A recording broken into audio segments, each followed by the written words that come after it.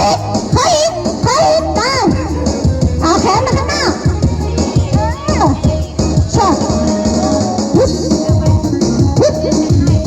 นั่นแหละตั้งแขนให้ตรง